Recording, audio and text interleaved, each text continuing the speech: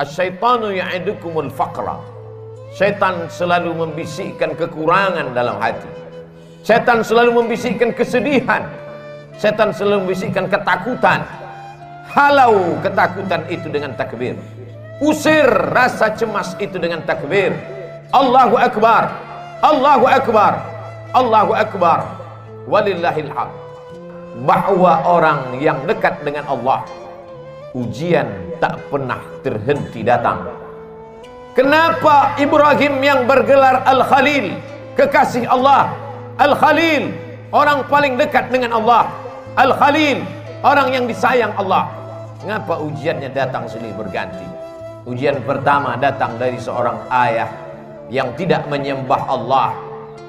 Ya abati, wahai ayahku, mengapa kau jadikan berhala sebagai Tuhan?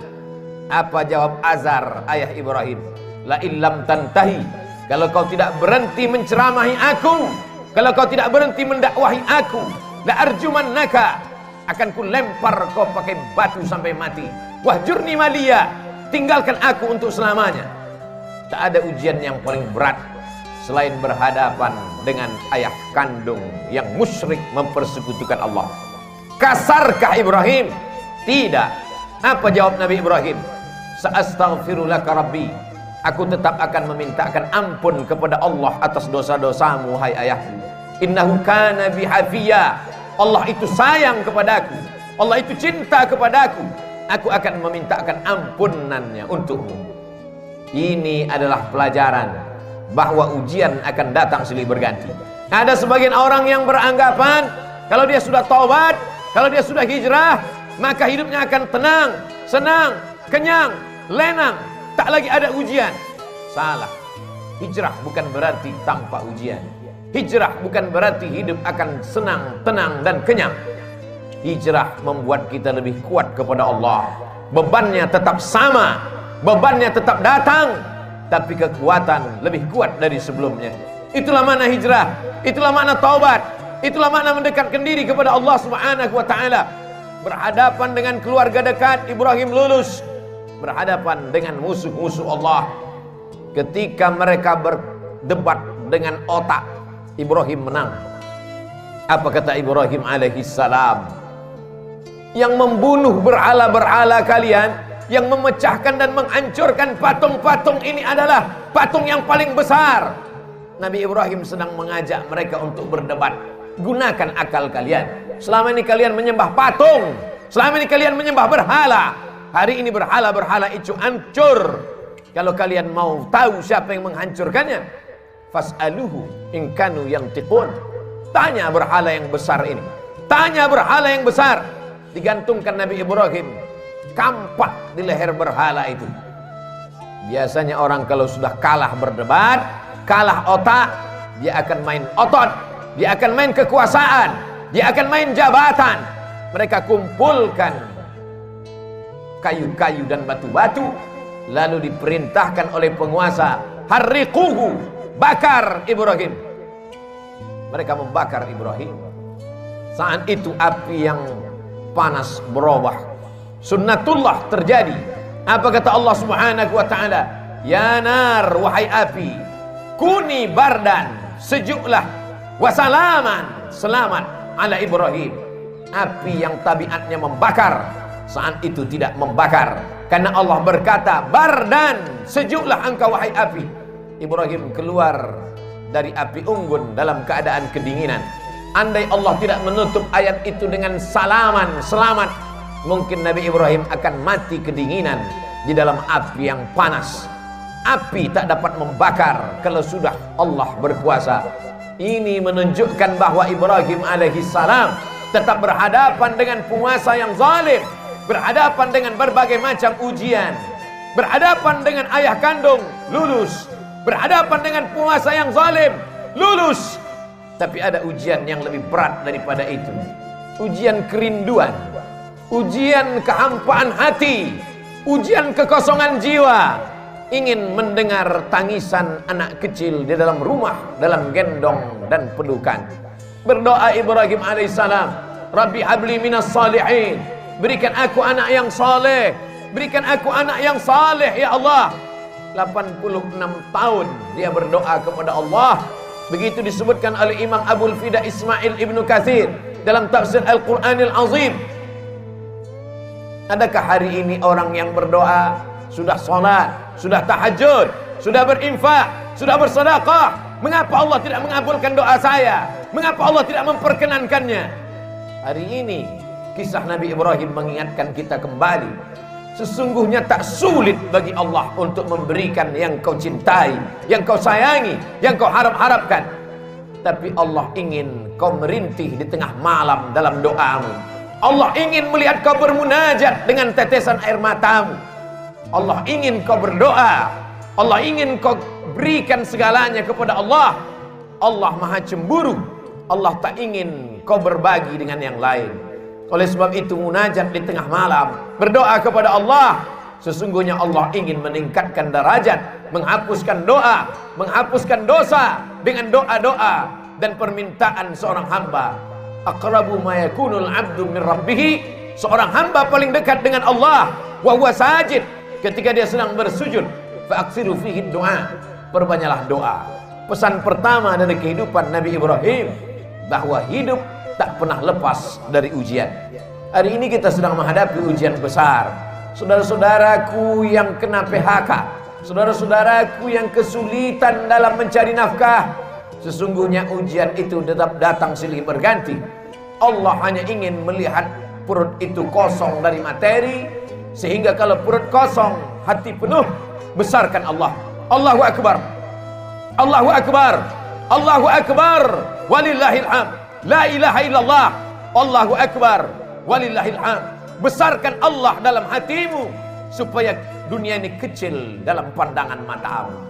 Besarkan Allah dalam jiwamu, supaya kau melihat ujian itu kecil. Dunia ini tak sampai setengah sayap nyamuk, saudaraku. Dunia ini tak sampai setengah sayap nyamuk. Oleh sebab itu, man arafat dunia hanan alaih, siapa yang tahu hakikat dunia, maka ringan dunia ini baginya. Allahumma la taj'alid dunya akbar hammina wala mablagha ilmina. Jangan jadikan dunia ini cita-cita terbesar kami ya Allah. Jangan jadikan dunia ini harga terhadap ilmu kami. Dunia hanyalah jembatan menuju akhirat. Ad-dunya balaghun ilal akhirah. Kalau ditakdirkan Allah kita masih menikmati dunia ini sampai besok pagi, jadikan dunia ini sebagai amal saleh. Tapi kalau dunia ini hanya berakhir sampai nanti malam, berarti husnuzan. Allah ingin membuat kita berhenti daripada dosa. Itulah mengapa Nabi Ibrahim disebut 4 kali sehari semalam dalam satu salat 2 rakaat. Bagaimana dengan 4 rakaat? Bagaimana dengan yang lain? Bagaimana dengan salat sunat? Kama sallaita ala Ibrahim wa ala ali Ibrahim, kama barakta ala Ibrahim wa ala ali Ibrahim. Supaya kita mengingat ujian kita ini belum ada apa-apanya. Ujian kita ini belum ada sebesar ujung kuku kelingking Ibrahim alaihissalam.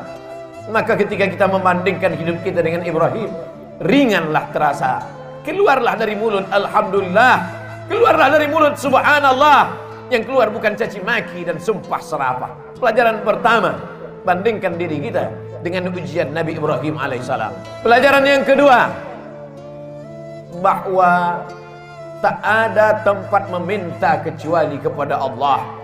Tak ada tempat berharap kecuali kepada Allah. Gantungkan harapan kepada Allah. La ta'khudhuhu sinatun wala naum. Dia tak mengantuk, dia tak tidur. Jangan gantungkan harapan kepada manusia. Hari ini menjadi kawan, besok berubah menjadi lawan. Jangan gantungkan harapan kepada benda. Benda akan binasa. Jangan gantungkan harapan kepada kuasa. Kuasa akan sirna. Gantungkanlah kepada Dia. Siapa Dia? Allah. Adakah Tuhan selain Dia? La ilaha illa huwa. Hidupkah Dia? Dia tidak hanya hidup, Dia maha hidup. Al-Hayyu. Apakah dia mengatur setiap gerak langkah hidup kita? Al-Qayyum. Dia bukan pabrik kursi yang setelah pabrik kursi mencetak lalu kemudian tidak tahu di mana letak berada. Dia bukan pabrik karpet, setelah karpet dicetak, dijual, tak tahu di mana berada. Dia adalah Allah Al-Qayyum, mengatur kehidupan kita, detak jantung kita, hayunan tangan kita, langkah kaki kita, bisikan yang ada di hati kita, terlintas dalam kepala kita. Dia tahu siapa dia, Allah. Adakah Tuhan selain dia? La ilaha illa huwa. Hidupkah dia? Dia maha hidup. Al-Qayyum, dia mengatur hidup kita. Mengapa cemas? Mengapa takut? Mengapa ngeri? Ada dia yang mengatur segala hidup kita. Kuasakah dia? Lahu ma fis samawati wa ma fil ard. Ada yang bisa menolong selain dia? Man dzal ladzi yashfa'u indahu illa bi'idhnih. Tahukah dia apa yang ada dalam kepala kita hari ini? Ya'lamu ma baina aydihim wa ma khalfahum wa la yuhituna bi syai'in min 'ilmihi illa bima syaa'. Sehebat apa kuasanya? Wasi'a kursiyyuhus samawati wal ard. Sulit dia mengatur alam semesta. Wala ya'uduhu hifdzuhuma. Hebatkah dia? Kuasakah dia? Tinggikah dia? Besarkah dia? Wa huwal 'aliyyul 'azim. Itulah yang menguatkan kita. Itulah yang membuat kita hebat di antara makhluk yang lain. Kalaulah manusia itu hebat karena besarnya, tentu lebih besar sapi yang ada di depan kita, tapi kita akan menyembelih dia. Kalaulah manusia itu hebat karena suaranya, tentulah onta lebih besar suaranya, tapi pagi ini onta disembelih. Kita hebat karena kita membesarkan Allah. Kita hebat karena dibesarkan oleh Allah. Allahu Akbar, Allahu Akbar, Allahu Akbar. La ilaha illallah wallahu akbar. Allahu Akbar walillahil hamd. Dunia tanpa Allah terasa kecil. Itu yang dirasakan oleh Sayyidina Abu Bakar Siddiq. Kita berada di dalam Jabal Sur, saat bersembunyi akan pindah ke kota Al-Madinah Al-Munawwarah. Datang orang kafir Quraisy menyerbu. Mereka akan membunuhnya. Bergetar tangan Sayyidina Abu Bakar. Tapi Nabi tahu. Apa kata Nabi? La tahzan, jangan sedih. La tahzan, jangan takut. La tahzan, jangan cemas. Innallaha ma'ana. Allah bersama kita. Yakin Allah bersamamu, maka kau terasa besar di hadapan makhluk-makhluk yang lain. Kau bukan apa-apa. Kau hanyalah setumpuk daging busuk yang akan dimakan cacing tanah. Tapi ketika kau besarkan Allah, maka kau ikut menjadi besar. Ketika kau berkata ya Rab, saat itu kau yakin Allah menjagamu. Ketika keluar dari mulutmu ya Rab, saat itu kau yakin Allah memberimu rezeki. Wa ma min dabbatin fil ardi illa 'ala Allah rizquha. Tak ada satupun yang melata di atas muka bumi ini kecuali Allah menjamin rezekinya. Mengapa orang korupsi? Karena takut anak tidak makan. Mengapa orang menjadi nepotisme? Mengapa orang menghalalkan segala cara? Karena takut tidak makan. Orang yang hanya memikirkan perut, maka hakikat dirinya tak jauh lebih kecil daripada yang keluar dari perut. Orang yang hanya memikirkan lambung, maka dia tak lebih besar daripada yang keluar dari lambung. Itulah mengapa Allah menjauhkan otak dari lambung. Otak di atas, lambung di bawah. Supaya kita jangan hanya memikirkan lambung. Tapi hari ini ada manusia yang begitu ketakutan. Kenapa? Karena hanya urusan lambung. Menjegal kawan seiring, menggunting dalam lipatan, menikam dari belakang, musuh dalam selimut. Gara-gara apa? Gara-gara lambung. Atib mat'amak, jaga makananmu, takun mustajabud da'wah, doamu akan dikabulkan Allah. Pelajaran kedua yang diambil dari kehidupan Nabi Ibrahim alaihissalam, senantiasa berdoa kepada Allah. Tapi ada orang-orang yang berdoa kepada Allah, doanya tak dikabulkan Allah. Rajulun as'as, rambutnya berdebu, akbar, kusut, berdebu, yamuddu yadayhi ila sama, tangannya diangkat ke langit, tangannya dia tengadahkan ke atas. Dia berkata, ya Rab, ya Rab, ya Allah, ya Allah. Doanya tak dikabulkan Allah. Mengapa doanya tak dikabulkan Allah? Mat'amuhu haram, makanannya haram. Masrabuhu haram, minumannya haram. Malbasuhu haram, pakaiannya haram. Wa ghudhiya bil haram, dan dia diberikan makanan haram. Oleh sebab itu, atib mat'amak, jaga makananmu, jaga kehalalannya.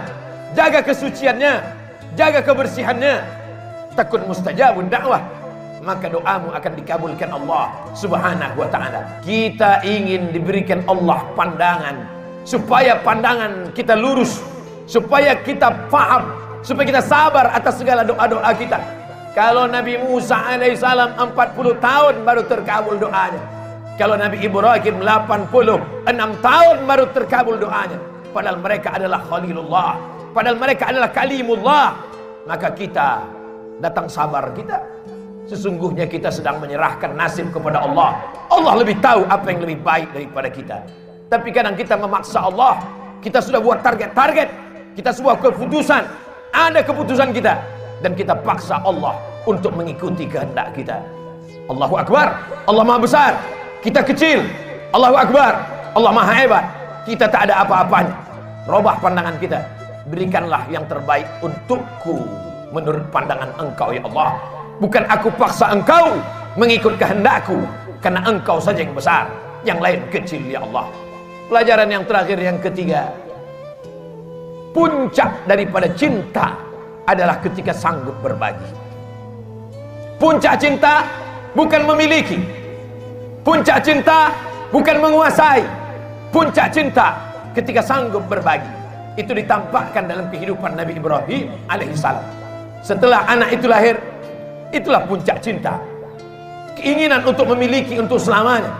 Tapi Allah berkata lain.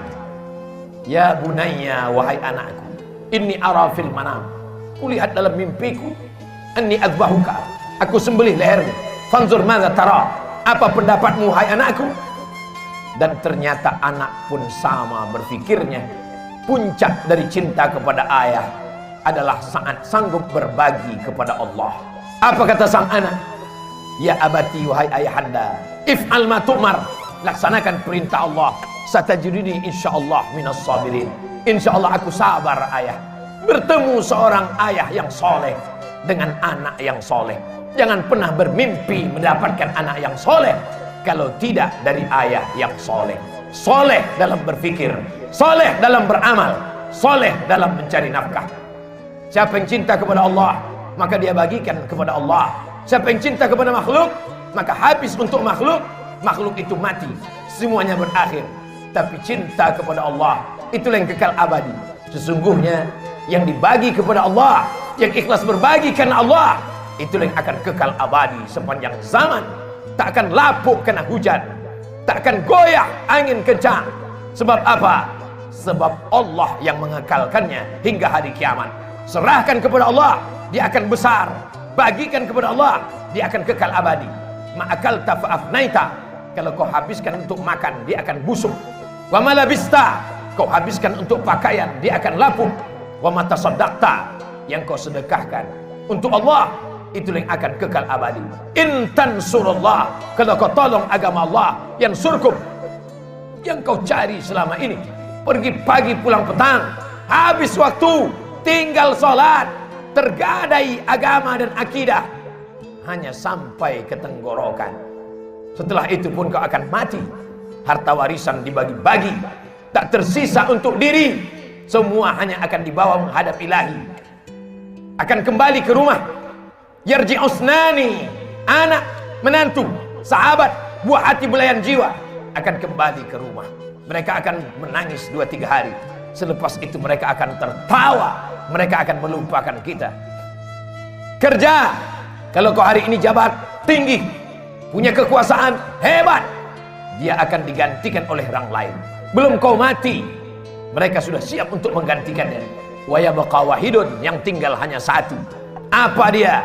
Wakaf, infak, sedekah. Bila kau punya yang lebih besar, berikan wakaf. Tidak lebih besar, berikan infak. Tidak lebih besar, berikan sedekah. Allah Maha Adil. Kalau kau hebat, berikan wakaf. Kalau kau kurang hebat, berikan infak. Kalau kau manusia biasa, berikan sedekah. Tabassumika fi wajhi akhika sedekah. Senyummu ke wajah saudaramu adalah sedekah. La tahqiranna minal ma'rufi syai'a. Jangan sepelekan perkara walaupun kecil. Antul qiya akhaka biwajhin talqin, hanya sekedar menghadapi orang dengan wajah yang cerah. Itu yang akan dikenang orang sepanjang zaman. dari abad berabad, dari zaman berzaman. Tak akan dilupakan orang.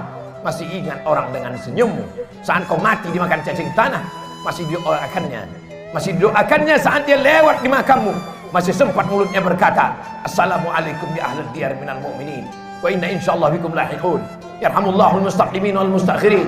Nas'alullah lana wa lakumul afiyah. Tapi kalau kau sombong, kalau kau angkuh, itu juga akan dikenang orang. Itu juga akan diingat oleh orang sepanjang zaman. Itulah orang yang sombong, itulah orang yang angkuh, itulah orang yang paling merasa tinggi hati. Oleh sebab itu, bukti kau rendah hati kepada Allah, berinfak, berwakaf dan bersedekah. Bukti kau rendah hati tawadhu kepada manusia, berhadapanlah dengan orang dengan tatapan yang baik, dengan cakap yang baik, dengan perbuatan yang baik. Qaulun ma'rufun, perbuatan yang baik. Wa maghfiratun, pemberian maaf. Khairun, lebih baik. Min sadaqatin, daripada pemberian perbuatan baik. Yatsba'uha adha, tapi diiringi oleh perbuatan yang jelek.